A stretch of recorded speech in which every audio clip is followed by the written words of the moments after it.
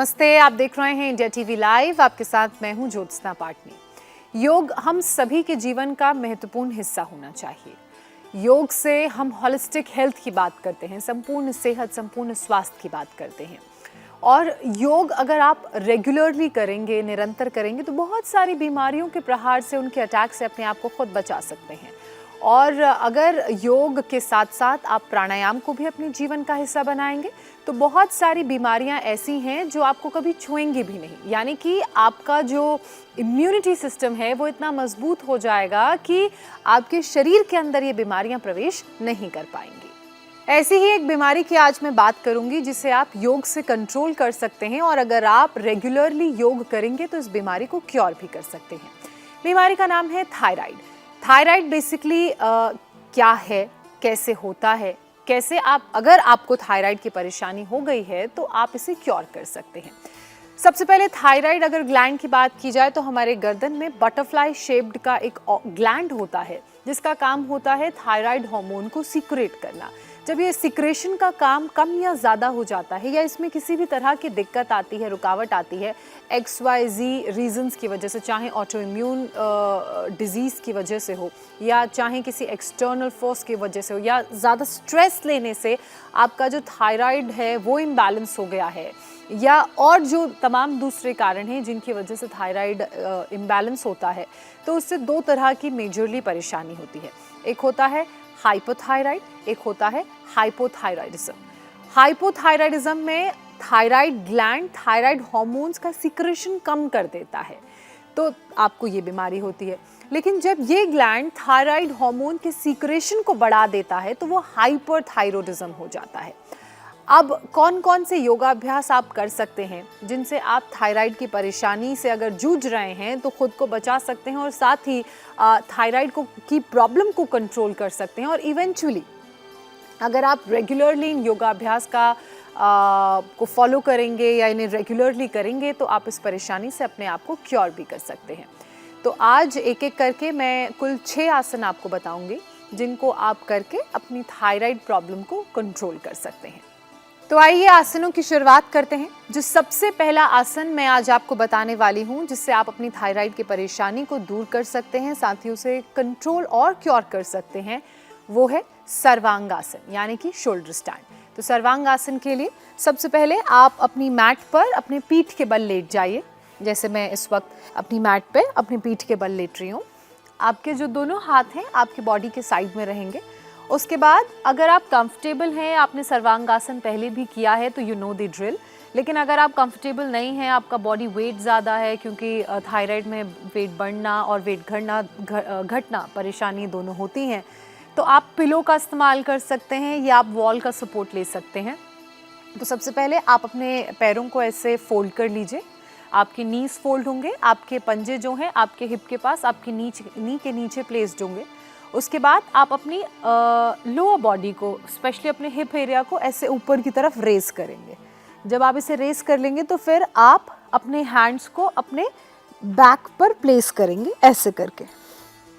जब आप अपने हैंड्स प्लेस कर लेंगे तो धीरे धीरे आपने अपने एक पैर का सपोर्ट ज़मीन पर लेते हुए दूसरे पैर को ऊपर उठाना है, और उसके बाद आप अपने हाथों को ऐसे इनवर्ड्स रखेंगे। आपकी 4 जो उंगलियां हैं वो नीचे रहेंगी और अंगूठा बाहर की तरफ। फिर आप अपने दूसरे पैर को भी ऐसे ऊपर ले जाएंगे, उतना ही जितने में आप कंफर्टेबल हैं। उसके बाद आपके दोनों पैर ऐसे parallel to your body in the air रहेंगे। और जो सबसे ध्यान देने वाली बात है वो ये कि आपकी जो नेक है, आपकी जो चिन है, वो आपकी चेस्ट को टच करेगी। अगर आपकी चिन आपकी चेस्ट को टच कर रही है, that is when the work is happening. अब आप ऐसे धीरे धीरे, जैसे आप कंफर्टेबल हैं वैसे धीरे धीरे नीचे आएंगे। अगर आप ऐसे टेक्निकली नीचे आ सकते हैं तो वेरी वेल एंड गुड। अगर टेक्निकली आप नीचे नहीं आ सकते हैं तो पहले आप एक पैर नीचे ले आइए, फिर दूसरा पैर नीचे ले आइए। और अगर आप के लिए सर्वांगासन करना थोड़ा सा मुश्किल है तो आप अपने पैरों के नीचे अपनी पिलो को प्लेस कर सकते हैं और उसके बाद अपने लेग्स को ऊपर रेस कर सकते हैं। या फिर वो भी आपके लिए डिफ़िकल्ट हो रहा है तो आप एक वॉल के सामने अपने दोनों पैरों को प्लेस कर लीजिए।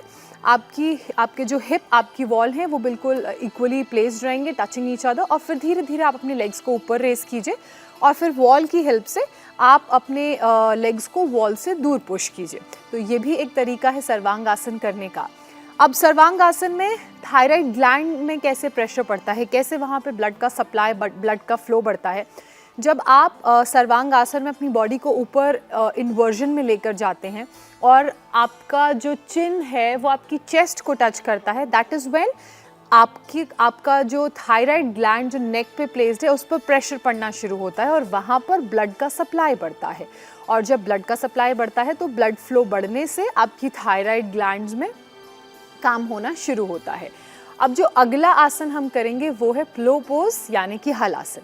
बिल्कुल वैसे ही जैसे सर्वांगासन किया है। सर्वांगासन करने के बाद धीरे धीरे आपने अपने दोनों पैरों को अपने फोरहेड के पीछे की तरफ ज़मीन पर प्लेस्ड करना है। कोई बेसिक रूल नहीं है कि आपने बहुत ज़्यादा पैरों को सीधे रखना है।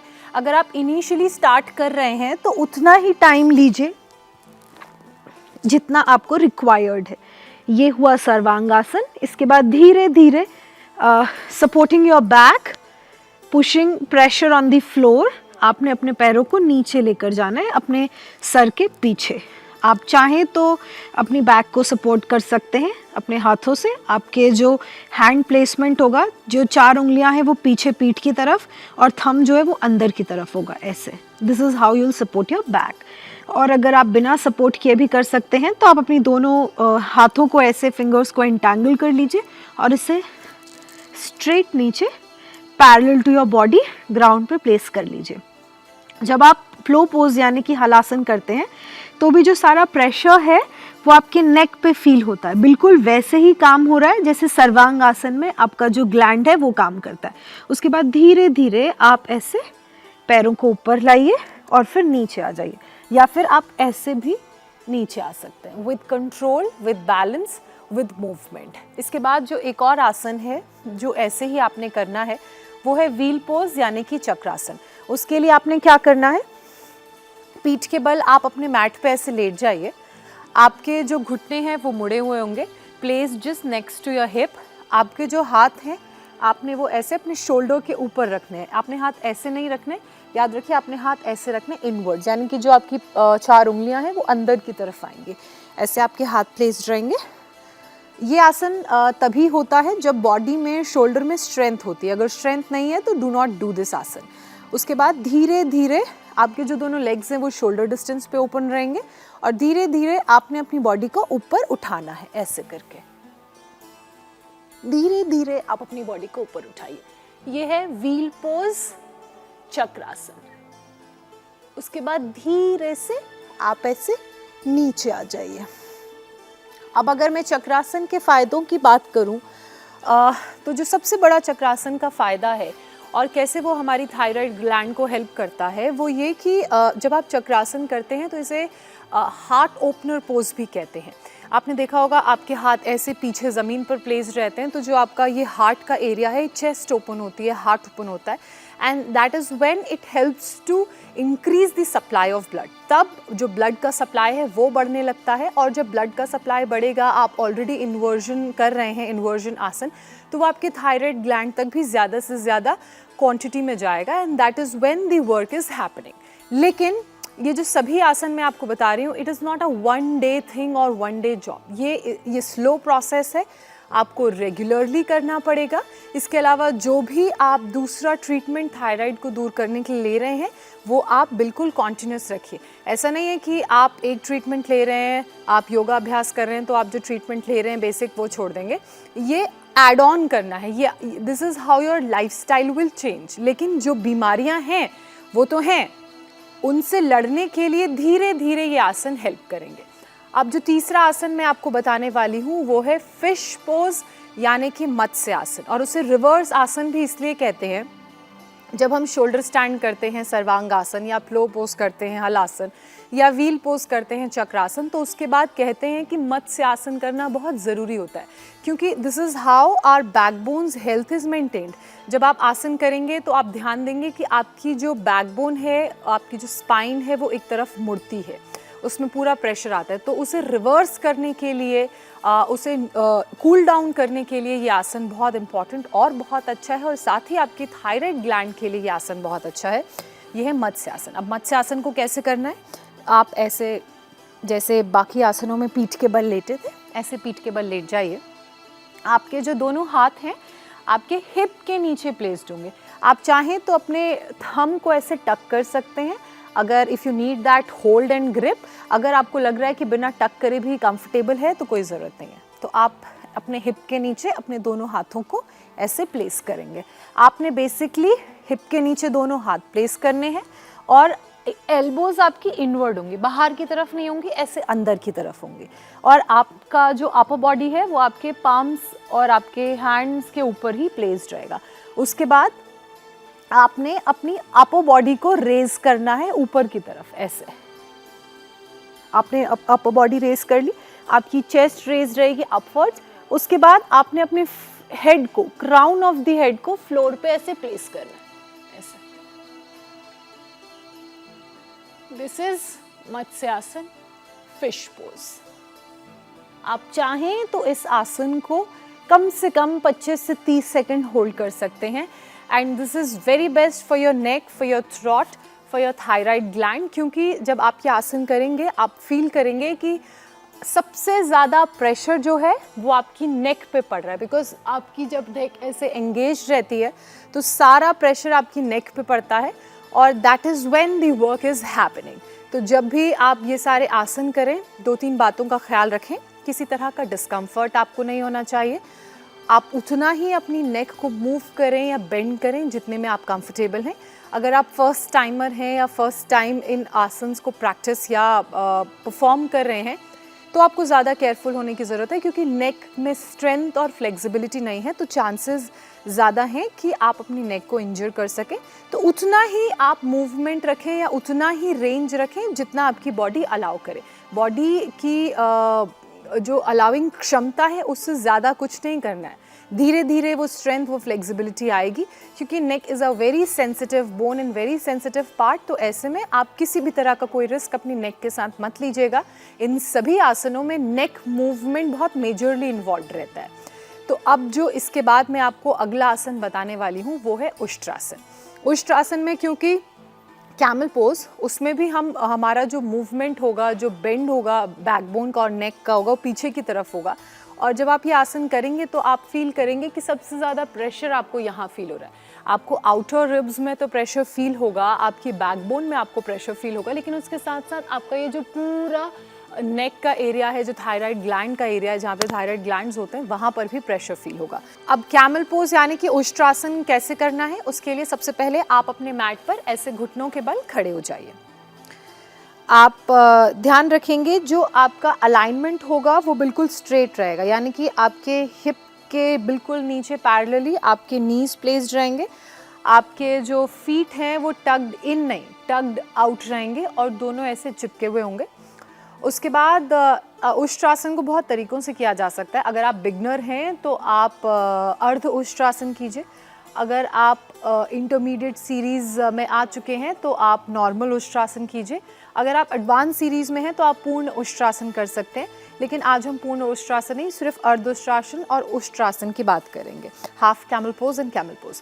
तो हाफ कैमल पोज के लिए क्या करना है, सबसे पहले आप अपने दोनों हाथों को ऐसे टक्ड इन कर लीजिए, ऐसे बांध लीजिए। उसके बाद सारा जो प्रेशर है वो आपके हिप पे और आपके नीज़ पे रहेगा। इस बात का ध्यान रखना है कि क्योंकि आपकी पूरी बॉडी का बैलेंस आपकी नीज़ और आपके हिप पे रहना है, तो आप उतना ही पीछे जाएंगे जितना आपकी बॉडी आपको स्ट्रेंथ दे सके, कंट्रोल दे सके। बहुत ज़्यादा आपको पीछे जाने की ज़रूरत नहीं, क्योंकि ज़्यादा पीछे जाएंगे तो आप गिर भी सकते हैं। तो ऐसे आपके हाथ टक्ड इन रहेंगे, आपका जो लोअर बॉडी है वो बिल्कुल स्ट्रेट रहेगा और आप अपनी लोअर बैक से बेंड करना है। Hip talked in straight, lower back से आपने ऐसे बेंड करना है, उतना ही जितने में आप कंफर्टेबल हो। ऐसे अगर आप इतने में कंफर्टेबल हैं वेल एंड गुड, लेकिन अगर आप इससे डीप जा सकते हैं तो आप इतना डीप जाइए। याद रखिए उष्ट्रासन करते हुए कई बार क्योंकि हम पीछे की तरफ जाते हैं, हमारा सर जो है वो नीचे की तरफ होता है, तो चक्कर आने जैसा भी महसूस होता है। तो बहुत ज़्यादा अगर आपको ऐसी फीलिंग आ रही है तो बहुत ज़्यादा आपको पीछे जाने की ज़रूरत नहीं है, क्योंकि आप ज़्यादा पीछे जाएंगे तो फिर कंट्रोल लूज़ हो जाएगा। अब जो दूसरा तरीका है उष्ट्रासन करने का, कैमल पोज करने का, जो कर सकते हैं वो ऐसे करें। आपका जो राइट हैंड है आप उसे अपने शोल्डर से ऐसे पीछे ले जाइए और अपने लेफ्ट लेग के हील्स पे रखिए। अब आपने अपने राइट हैंड से राइट लेग का सपोर्ट ले लिया, आपने अपने राइट हैंड को राइट लेग की हील्स पे रखना है। अब जब आपने ये सपोर्ट ले लिया तो फिर आप धीरे से अपना लेफ्ट हैंड ले जाइए ऐसे पीछे और उसे अपने लेफ्ट लेग की हील पे रखिए, ऐसे आप सपोर्ट लीजिए। उसके बाद आप उष्ट्रासन करिए। जब आप उष्ट्रासन करेंगे आपका सारा प्रेशर इधर फील हो रहा होगा। अगर आपको प्रेशर यहाँ पे फील हो रहा है तो यानी कि आपकी ग्लैंड्स पे भी आपको प्रेशर फील हो रहा है, and that is when the work is happening. ऐसे होल्ड करिएगा इस पोजीशन को। फिर ऐसे ही आपने पहले लेफ्ट को लाना है, फिर राइट को लाना है। ऐसे आपने वापस अपने नॉर्मल पोस्चर, नॉर्मल पोजीशन में आ जाना है। अगर आपको लग रहा है कि आपके लिए ये आसन बिना सपोर्ट के कर पाना संभव नहीं है तो आप किसी चीज़ का सपोर्ट ले लें या किसी पर्सन की प्रेजेंस में आप ये आसन करें, अकेले ना करें। और ख़ासकर जिनको बीपी की प्रॉब्लम रहती है या चक्कर आने की प्रॉब्लम रहती है वो पेशेंट्स इन आसनों को ना करें, क्योंकि आप पीछे आपको फिर ब्लैकआउट की स्थिति हो जाएगी और आप पीछे गिर भी सकते हैं, तो तब उन केसेस में ये थोड़ा सा डेंजरस हो जाएगा। अब एक प्राणायाम का जिक्र मैं कर लेती हूँ जो थायराइड के लिए बहुत अच्छा है, जो थायराइड ग्लैंड में हार्मोन सीक्रेशन को बेटर करता है, वो है उज्जाई। उज्जाई के लिए सबसे पहले आपने 2 राउंड्स ऑफ ब्रीदिंग करनी है। जैसे मैं आपको बताती भी हूँ कि किसी भी प्राणायाम को करने से पहले 2 राउंड्स ऑफ ब्रीदिंग करिए ताकि जो आपकी ब्रेथ है वो नॉर्मल हो जाए। आपने अपनी नोज से ब्रीद इन करना है, ब्रीद इन, फिर नोज से ब्रीद आउट करना है, ब्रीद आउट। उसके बाद again breathe in from your nose, normal breathing, फिर नोज से ब्रीद आउट, ब्रीद आउट। अब हम करेंगे उज्जाई प्राणायाम। तो उज्जाई प्राणायाम करने के लिए सबसे पहले आप किसी भी आसन में बैठ जाइए। आप चाहें तो पद्मासन में बैठ सकते हैं, मेरी तरह अर्ध पद्मासन, सुखासन, वज्रासन में बैठ सकते हैं। आपके दोनों हाथ चिन मुद्रा में रहेंगे। चिन मुद्रा का मतलब आपका जो इंडेक्स है और थंब है उनकी top pointed parts will touch each other like this, और बाकी जो 3 फिंगर्स हैं वो ओपन रहेंगी facing towards the sky, placing both your hands in chin mudra on your knee और टुवर्ड्स द स्काई। उसके बाद आपने ब्रीथ करना है नॉर्मल, नोज से आपने ब्रीथ करना है और ब्रीथ आउट करते हुए आपने अपने नेक पे प्रेशर डालना है। जब आप नेक पे प्रेशर डालेंगे एक हमिंग वाइब्रेटिंग साउंड क्रिएट करेंगे तो वो कहलाता है उज्जाई प्राणायाम। आपने अपनी नाक से ब्रीथ आउट नहीं करना है, बल्कि आपने अपने थ्रोट पे प्रेशर डालते हुए एक हमिंग साउंड क्रिएट करना है। जब आप ये प्रेशर डालते हुए हमिंग साउंड क्रिएट करेंगे तो आपका जो थायराइड का ग्लैंड है वो एक्टिव होगा, वहाँ पे वाइब्रेशन फील होगी और जो हार्मोनल इम्बैलेंस हुआ है धीरे धीरे धीरे धीरे वो हार्मोनल इम्बैलेंस और जो हार्मोन रिलीज का प्रोडक्शन कम या ज़्यादा हो गया है वो उस पर धीरे धीरे काम होना शुरू होगा। ऐसे नोज से ब्रीद इन करेंगे और थ्रोट से प्रेशर डालते हुए हमिंग साउंड, वाइब्रेटिंग साउंड निकालेंगे।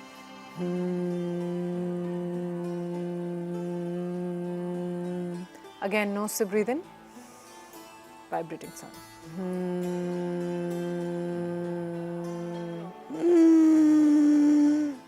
अब जो दूसरा तरीका है वो ये उज्जाई प्राणायाम के लिए तरीका मैं आपको बता रही हूँ। आपने नोज से ब्रीद करते हुए अपने थ्रोट से एक हमिंग साउंड निकालनी है।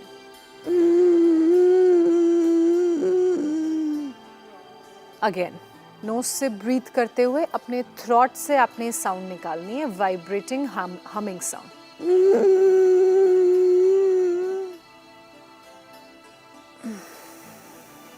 और नोज से ही आपने ब्रीद आउट करना है। आप अगर इनिशियली उज्जाई प्राणायाम की शुरुआत कर रहे हैं, बिगनर हैं, तो आप बहुत देर तक इस साउंड को, अपनी ब्रेथ को होल्ड नहीं कर पाएंगे। लेकिन अगर आप बिगनर नहीं हैं, आप काफ़ी टाइम से उज्जाई कर रहे हैं, तो आप इसे 10 to 15 सेकेंड्स या 15 to 20 सेकेंड्स आराम से होल्ड कर सकते हैं। मैं एक बार फिर से आपको बताऊंगी। आप नोज से ब्रीद इन करते हुए सारा प्रेशर अपनी नेक पे डालेंगे और यहाँ से आप एक वाइब्रेटिंग हमिंग साउंड निकालेंगे। देखिए,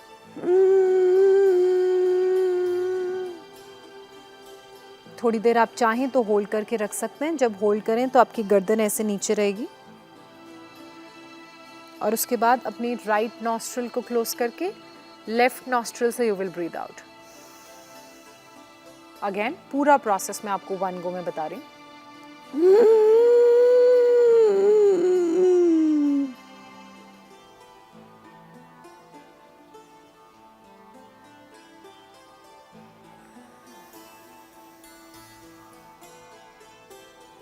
ये है उज्जाई प्राणायाम।